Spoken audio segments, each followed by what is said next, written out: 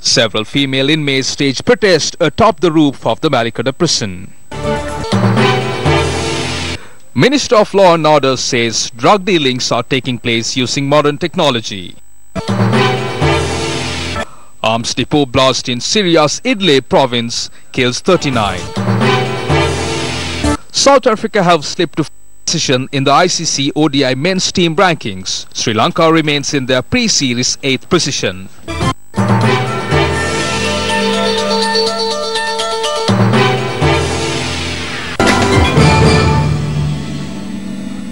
Starting off in one of your headline-making stories this afternoon, a group of female inmates at the Ballycuddy prison have climbed atop the prison roof to stage a protest. Now, according to our correspondent, about 10 female inmates are currently engaged in the protest. The group had begun the protest at around 8 this morning. When Newsfirst contacted the prison's media spokesperson Tushar Upuldeniya, he said he cannot comment on the matter without obtaining approval from the ministry. However, the ministry has not released an official statement regarding the current situation. A high-ranking official of the ministry said that the protest was staged to oppose certain amendments made to the Ministry of Justice and Prison Reforms during the recent past. In more local news, the convention was held in line with the International Youth Day under the auspices of Minister Ranjit Madum Bandara in Monoragala. This is the 300th Weather renovated under the 1,000 Tanks, 1,000 Villages. 3.3 million rupees is spent on this project.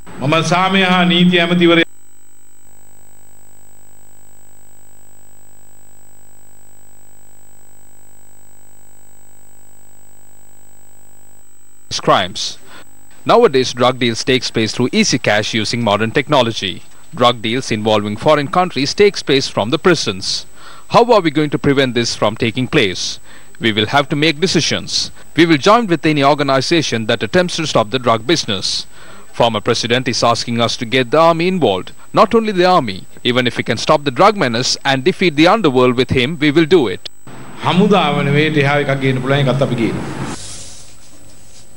The US Department of State announced that approximately $39 million in foreign military financing will be provided to Sri Lanka upon the approval of Congress. Bilateral discussions will be held with the government of the USA and Sri Lanka to allocate the sum of money to support the Bay of Bengal initiative and provide humanitarian assistance and disaster response priorities in the country.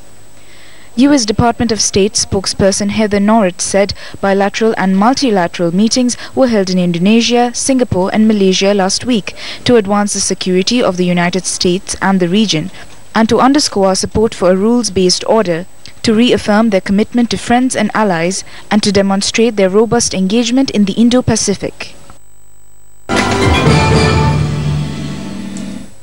Still in local news, the railway officials say that train services, including the office trains, have returned to normalcy. The railway control room said all the trains which were scheduled from the Colombo Fort railway station were in operation as usual. However, the scheduled train to Polgahavela at 6 a.m. did not operate due to a technical issue. Meanwhile, 2 trains scheduled from Chilor to Colombo and Chilor to Puttalam did not operate. Academic activities at 3 faculties that were closed down at the Peradeniya University will resume today. The medical, dental and agricultural faculties will reopen today.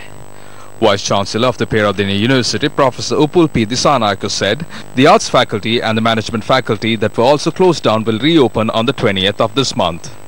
The Vice-Chancellor added that permission has been granted to reopen the faculties that remain closed as per the decision of the Dean of the faculty. The Vice-Chancellor also said that a date for the reopening of the engineering faculty will be decided upon a meeting with the management in the coming week. A ceremony was held to mark the renovation activities of the Kailapotawa Weather in Usweather Hambantota under the Vevdahasak Gamdahasak project, or the 1,000 Tanks, 1,000 Villages project yesterday. Minister of Agriculture Mahinda Amaravira attended the ceremony. This is the 300th renovation done under the 1,000 Tanks, 1,000 Villages. 3.3 million rupees is spent on the project. We find the best pineapples and mangoes in our country. There is a big demand for our fruits in the global market. We will have to implement a program to promote it more. We will be able to develop the country only if we increase exports and decrease imports. The foreign exchange we have right now is what is earned by the female population of our country in foreign countries. There's a shortage of foreign reserves in our country. We have to accept it as a challenge. That is why I have implemented this food production project as a national initiative. We don't see the youth entering into the agriculture industry. Only 5.1% of those from 20 to 30 years of age is engaged in paddy cultivation. You now understand the severity of the problem. අපි කොච්චර අපි අවදානම් තැනකට ඇවිල්ලා තියෙනවද කියන එක පිළිබඳව ඔබට වැටහෙනවා ඇති.